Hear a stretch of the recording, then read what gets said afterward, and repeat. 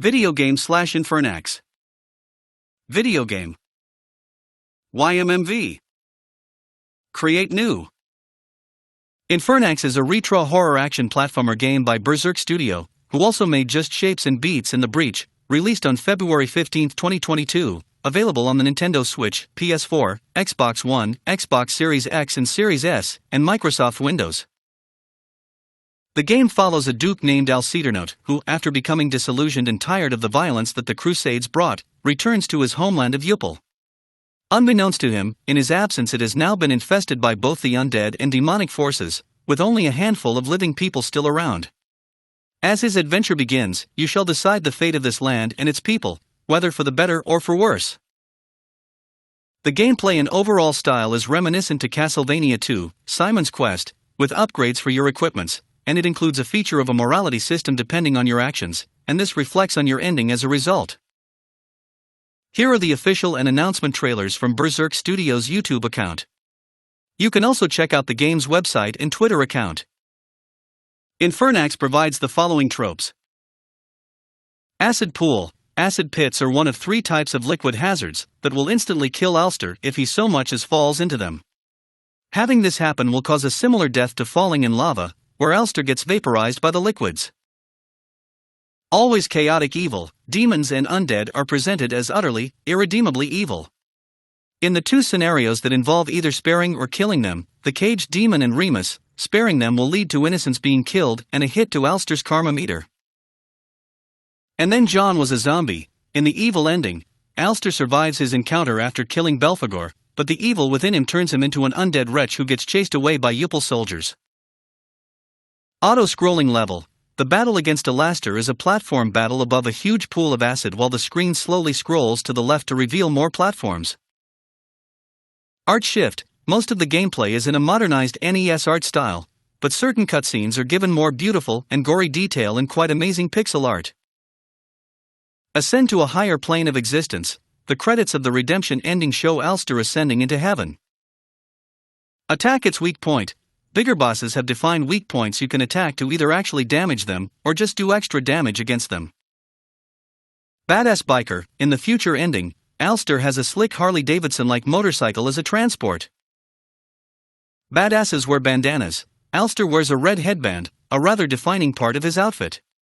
It's the only original part of his outfit that he keeps on his person in the future ending, with his armor being replaced by a more modern yet still badass tank top, fingerless gloves, pants and boots. He wouldn't look out of place in Contra. Badass normal. Tancred's forces don't employ any magic, but they're still able to repel the undead that stalk the countryside, and despite their dark magic the cultists have to spend almost the entire game mustering a force large enough to take Darsov. Should Alster turn evil he'll be greeted with a ballista and Tancred. His captain and sergeants show themselves to be some of the most dangerous enemies in the game. Special mention goes to the axe sergeant who fights like a ninja that jumps around and throws unlimited axes everywhere, and Tancred who can not only take a beating, but can dish out one as well with his surprising mobility. Baphomet. Several scenes will show a very brief red flash with a silhouette of Baphomet. He turns out to be the true big bad and true final boss of the ultimate good ending. Barbarian hero. Axeter, one unlockable character, is a shirtless warrior with a loincloth and boots and an unruly mane of hair. He looks a lot like Conan the Barbarian. Beast with a human face. Before their boss fight, Crossel is initially shown as a green-colored woman's face in the dark before the rest of their misshapen, frog-like body is revealed. The Lord of Maggot appears to be a giant green maggot with the head of an old, bearded human bishop wearing a black, pentagram-marked mitre. Belly mouth. Calaman's belly appears to have a huge mouth from which his guts hang out. BFS. Certain bosses carry large swords when engaged in combat. If Alster himself chooses the path of evil, he will swap out his mace and shield for a longsword. You can forego the evil route and start with the longsword if you name your save swordseater. BFG. In the final boss fight for the future ending, once Alster is sent to the modern times, his mace/longsword will be replaced with a machine gun. One that has been blessed and passed down through multiple generations, and marked with multiple holy sigils. It's the only weapon that can put the final boss Azazel down for good. Bloody horror. Copious amounts of red bodily fluids to enhance and complement the horror. Several bosses will explode into a shower of blood and guts when they're killed, often covering Alster in them. Blood-splattered warrior, deal enough damage to enemies and you'll quickly be covered in their blood. Body horror, most of the demons and undead are obviously not lookers, and all of them are hideously deformed. Some of them even have their guts hanging out, such as Calamon. Bookends, the start of the game features an aberration smashing through the gateway into Darzov. On an Ultimate Evil playthrough this will happen again, only this time with Alster on the side of the invaders. Boss Bonanza. In the Ultimate Good path, Urzan Citadel has several encounters with enemies based off previous boss battles, many of which are dual bosses. In the Ultimate Evil path, the Siege of Darzov has Alster face a few boss enemies, including 2 sergeants, a Scorpion Ballista, the captain, and finally Tancred. Bottomless magazines, most likely one of the blessings given to the machine gun that Alster uses in the path to the future ending, as he can shoot an endless amount of bullets like any run-and gun worth their salt. Bottomless Pit, like most, they are in this game. However, the death scene shown after falling in one reveals that down below are a long set of spikes. Carry a big stick. Alster's starting weapon is a simple round-headed mace. He can get different types as the game goes on. Alternatively, he can forego maces altogether and arm himself with a BFS should he turn evil. Checkpoint starvation. Casual mode places save shrines in several dungeons, often at the halfway point to allow Alster to save, heal, upgrade and replenish lives. Classic mode removes all save shrines in dungeons, making every dungeon this. Close-range combatant. While other humanoid enemies use throwing axes, spears or magical fireballs as projectiles, Alster is restricted to just his mace or sword. In the late game he finally gains the ability to enchant his weapon with Holy Light or Hellfire, and have it shoot fireballs, but given the cost of the spell this isn't something he can use constantly without a lot of mana potions. Cutscene boss. Robert in the Ultimate Good ending path. After dispatching his skeleton and cultist guards, he gets unceremoniously shot down by Tancred's guards mid-rant. If you choose to kill Remus, Alster kills him in a cutscene instead of fighting him. The main danger actually occurs when his ally Brutus sets the house on fire to kill Alster in revenge.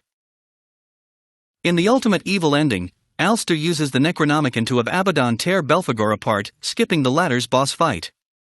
Likewise, in the Ultimate Good ending, Alster uses the Necronomicon to open a portal to Hell in order to invade it, at which point Baphomet reaches out to grab Belphegor by the face and violently drag him into the portal while crushing his head, killing him. Decapitation presentation. In the Ultimate Good ending, Alster is shown doing this with a demon's head as he and his army rid Yupil of any remaining demonic influence. Demonic possession. A game filled with demons would naturally have a few people possessed by them. The very first karmic choice has Alster deal with a possessed man. Killing him will end his life, attempting to save him will cause Paimon, the demon possessing him, to messily and painfully transform him into the first boss. A side quest involves having to cure a woman's possessed husband. Depending on whether Holy Light or Hellfire is used on him, he will either be purged of the demonic influence and reunite with his wife, or have his transformation into a demon fully completed before killing his wife. One quest has a priest possessed by an unknown demon, as he floats in the air with ominous pink clouds surrounding him. Alster can deal with this by either finding Gregor to exorcise the man, or by simply killing the possessed man. Getting killed by a night fiend or a night beast will cause them to jump inside Alster before making him violently explode. Duel Boss. A number of the battles in the Urzan Citadel on the Ultimate Good ending path involve facing rehashes of previous bosses, only that you're now attacked by 2 of them, one from each side. They're usually weaker and more vulnerable than their boss variants, but still tough fights. The Ultimate Evil path pits you against an axe sergeant and a sword sergeant at the same time during the Siege of Darzov.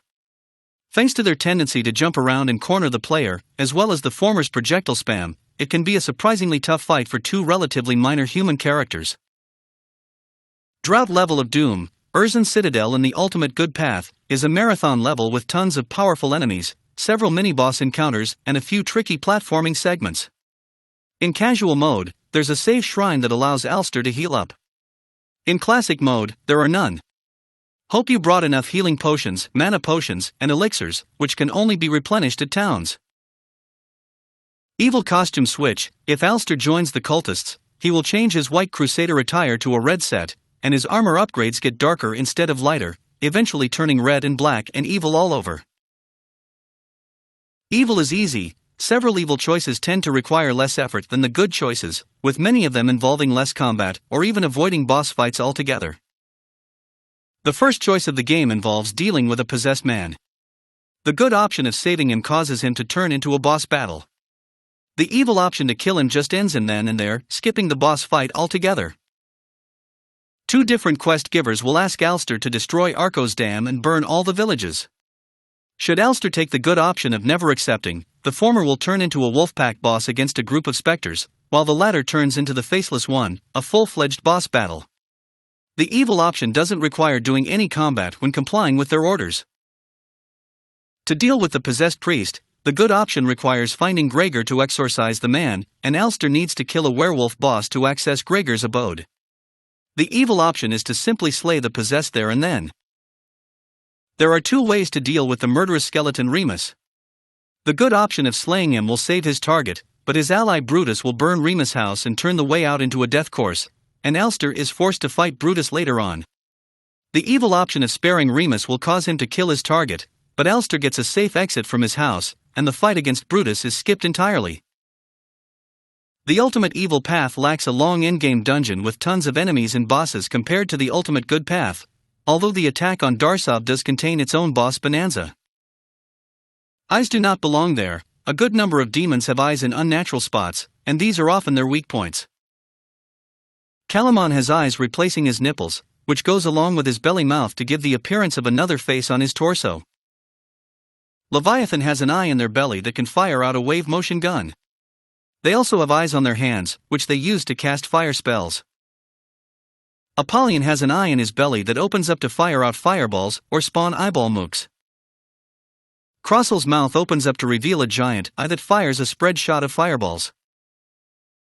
Failure is the only option. The ultimate evil path has a quest that will be failed killing Tancred, his guards, and optionally destroying their ship at the shores of Yupel before they can make land. While the guards and the ship can be destroyed, Tancred will survive and escape in a cutscene no matter how much damage you deal to him, as his story-driven invulnerability only expires during the siege of Darsov. Fan disservice, Baphomet has a pair of human breasts. He's also a demon who is not pleasant on the eyes. Fighter, Mage, Thief. The three unlockable bonus characters that you can play as are Exeter, an axe-wielding barbarian with high attack, Gardican, a wizard who uses spells with regenerating mana and very poor defense, and Maxine Gunn, a long-ranged gunner who plays more like a Contra character. Flunky Boss. Several bosses have the ability to spawn smaller enemies. The Necro fought in the barn only teleports around while summoning zombies. Mahalmon can spawn flying eyeballs from his belly. Calamon can drop skeletons into the battle via cages. Apollyon can spawn flying eyeballs from his belly when he's flying. Crossel can spawn hopping imps from the mouth on their belly.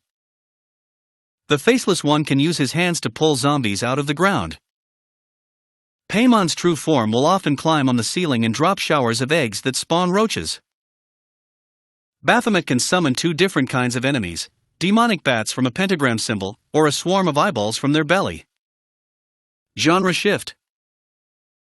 The game is mostly Castlevania-like, taking place in medieval times, and with most of your attacks needing to be up close and personal. But, if you take the path to the future ending, the game will take a hard shift in genre, as Alster gets sent several years into the future, waking up in modern times, where he is greeted by the descendants of the people of Yupel, whom have kept a holy machine gun that has been blessed several times and passed down several generations for safekeeping as a weapon Alster can use to finally purge the demonic forces. The game then turns into a run-and-gun action game like Contra, with Alster even sporting a similar outfit to the main protagonists in those games. The final battle of Ultimate Evil is an unexpected shmup level where Alster sprouts demonic wings and flies through hell shooting fireballs at Abaddon. Get out. If Alster chooses to expel Robert and his cultist vagabonds from their initial campsite, he will issue them a stern get out, while pointing away. Gorn. It wouldn't be a Berserk Studio game if there wasn't copious amounts of ludicrous gibs and gore. Several bosses in particular will explode into showers of blood and gore when killed, covering Alster in their viscera. God dang it, the player will need to complete the majority of side quests to reach the ultimate good or evil endings, and some are hidden in obscure places or require using a spell in ways that aren't obvious. There's a quest giver in a lone hut on the shores of Yupel, the starting area. The player has little reason to backtrack to this area, and if they happen to do so at night, then the door will remain locked. An evil side quest involves burning all 3 villages. The game provides no clue that the way to do this is by casting the Thunderstorm or Firestorm spell. Likewise, doing so is also the only way to destroy the boat that Tancred and his guards arrive in, on an ultimate evil path. Some events like a mugging or the caged beast only take place if the player travels through a specific area at night. The extremely useful teleport spell is located in a random hut the player cannot access on their first trip, on a path the player has little reason to return to. The player is used to using their Thunderstorm spell as an attack, so it may not occur to them to use it to summon the Stormheim dungeon, which only appears during storms. Talking to the people at the Stormheim shore and will mention them seeing the castle during a storm, but those are the only hints you'll get. Hard levels, easy bosses. Several of the dungeons contain rather hellish platforming segments where one mistake is an instant life loss thanks to water, lava, acid, or bottomless pits. The bosses in contrast have rather predictable attack tells, and oftentimes deal less damage than the enemies in the area. Healing checkpoint, shrines will refill Alster's health and mana, and will also restore any lost lives in the process. Helmets are hardly heroic. The only kind of headgear on Alster's head is a red headband. This is even more noticeable in the intro where his fellow crusaders wear different kinds of crusader/knight helmets. Heroes prefer swords, inverted. Only as a villain does Alster wield a sword. Inexplicably preserved dungeon meat, parroted. Eating the wall chicken just causes Alster to get sick and vomit, questioning what he was thinking when he decided to eat it. Karma meter, certain actions will give Alster positive or negative karma points, which influences the choices he can take as well as the endings he can obtain. Klingon Promotion, in the ultimate evil path, Alster can choose to off Robert instead of submitting to him after he successfully takes over Darsov. This makes Alster become the new leader of the cultists. Konami Code, as part of its heavy Castlevania and other NES titles, inspirations, the classic cheat code is present in the game. Inserting it at the title screen results in changing the entire gameplay into the Contra-styled run-and-gun combat of the future level. Luckily, my shield will protect me. While not as prominent as his mace or magic, Alster's shield provides useful cover against most projectiles launched at his direction. Evil Alster drops this in favor of a huge claymore. Magic Knight. Alster is a badass crusader that is well versed in both might and magic, already having some experience fighting in the Crusades and even starting the game with a decent amount of mana. The many deaths of you, most enemies and obstacles you die from will feature a scene of Alster becoming brutalized by them. Expect being stabbed to death, burned alive, or even get blown to bits. Or drown. Moral Event Horizon. In universe, sacrificing Jarvis to the cultists will deem Alster beyond redemption and lock the player out of the good paths. Before this, he can commit a few evil deeds, but still be redeemed. Multiple endings, quite a few of them to go around, some of them morality-based. Coward. After killing his first enemy, Alster decides that he should hightail it out of there, leaving on the ship he came from in the direction he arrived. Drowsiness. Alster chooses to sleep heavily in the inn rather than fight the demons and monsters infesting the land, as the village burns outside his window. Submission. After helping Robert take over Darsov, Alster submits to him and becomes his servant in corrupting the lands. Good. Alster defeats Belphegor but succumbs to his wounds. He is hailed a hero and a statue is erected in his honor. Evil. Alster defeats Belphegor but survives his wounds. However, he's little more than a zombified wretch who is chased away by the guards of Yupel. Redemption. Alster defeats Belphegor but succumbs to his wounds. Despite the evil deeds he had done, his selfless sacrifice in saving Yupel gives him a chance at redemption, and he is escorted to heaven by 2 angels before 2 demons can get to him. Ultimate Good. Alster defeats Baphomet, giving him an ultimate victory against the demonic invasion. With Father Henry's help, he destroys the Necronomicon and gathers an army of warriors to purge the rest of the evil from the lands. Ultimate Evil. Alster defeats Abaddon, furthering his thirst for conquest. With Yupel no longer enough for him, he uses the Necronomicon to start a reign of unholy terror across both Hell and Earth. Future, Alster defeats Azazel in the future. He then celebrates the end of his quest and rides into the sunset on a motorbike, towards whatever the future may hold. Nice day, deadly night, stronger and more aggressive enemies roam the lands at night. A few side quests can also only be done after the sun goes down. Not quite dead. If Paimon is killed at the start of the game, the wife of his vessel will reveal that his spirit isn't gone yet. Alster can help her to revive Paimon, then put him down permanently this time. Not quite the right thing, played within the very first choice of the game. Alster encounters a possessed man who begs the Crusader to kill him. Doing as he says and killing him to end his life and misery might seem like a good idea, but his wife will witness this and despise Alster for killing her husband. Attempting to save him will cause the demon possessing him to painfully and messily transform him into the first boss, and when killed, his wife will also witness this, but understand that Alster tried to save him, giving him more respect in a side quest. Not so well-intentioned extremist, some cultists claim to be trying to create a better world, but their obviously evil methods and spiteful actions show they're only really in it for themselves.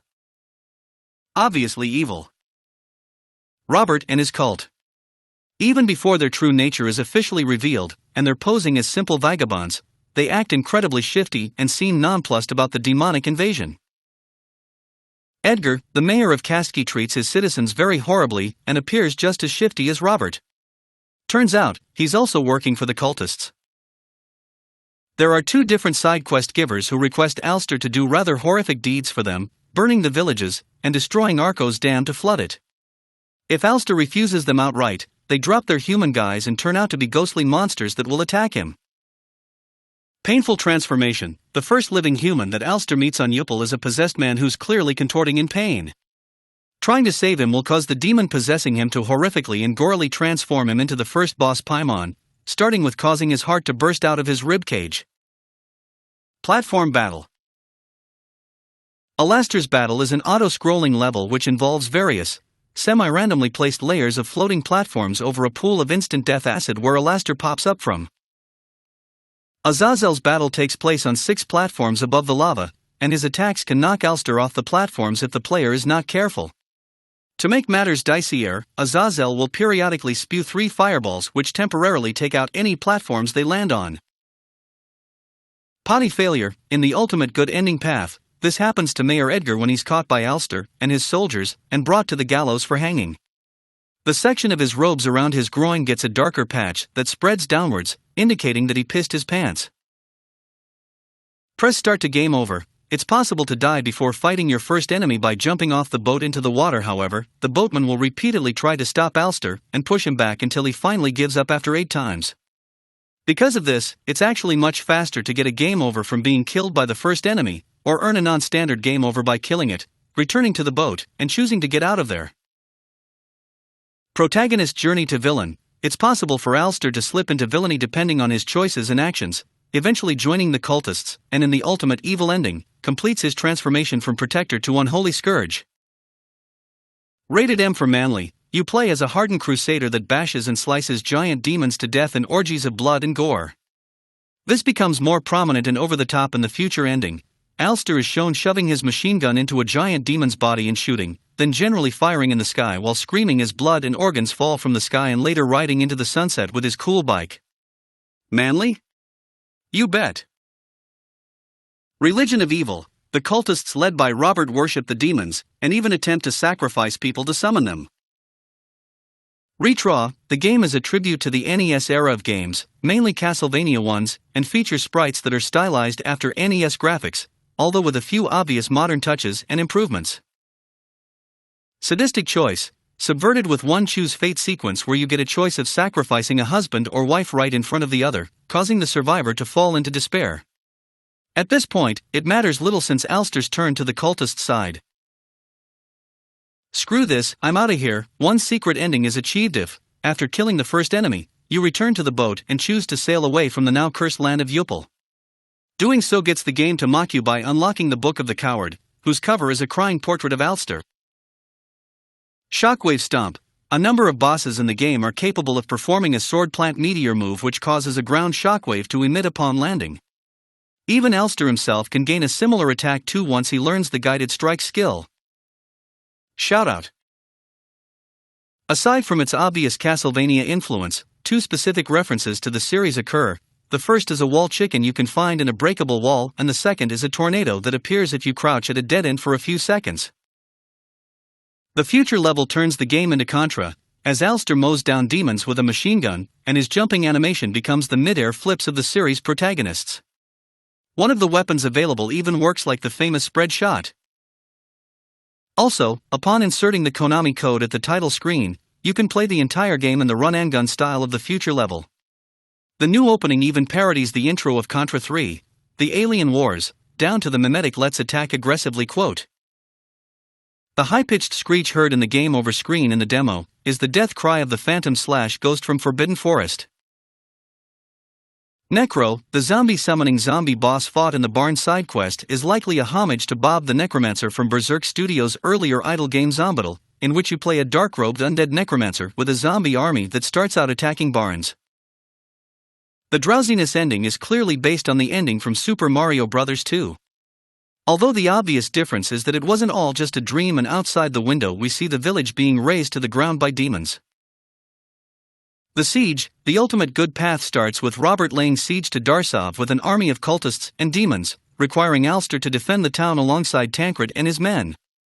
It's inverted in the ultimate evil path, where Alster is the one helping Robert lay siege to Darsov with an army of cultists and demons against Tancred and his guards. Siege engines. One mini-boss fought in the ultimate evil path during the attack on Darsov is a man-scorpion ballista. Most of the battle is a corridor cubbyhole run where Alster needs to advance while timing his jumps to evade its incredibly damaging giant flaming arrows. Skippable boss. The very first boss, Paimon, can be skipped entirely if Alster chooses to kill instead of save the possessed man. This also locks you out from fighting Paimon's true form. On the ultimate good and ultimate evil paths, the normal final boss Belphegor is unceremoniously killed by either Baphomet or Abaddon respectively. Story-driven invulnerability. In an ultimate evil path, Tancred will always survive your attack on him and his guards at the shores of Yupel, no matter how much damage you and your cultists deal to him. This is because his plotline death occurs during the attack on Darsov, where the player can finally kill him for good. Summon bigger fish. In the ultimate evil ending, Alster uses the Necronomicon to summon Abaddon, whose tentacle promptly drags away and kills Belphegor.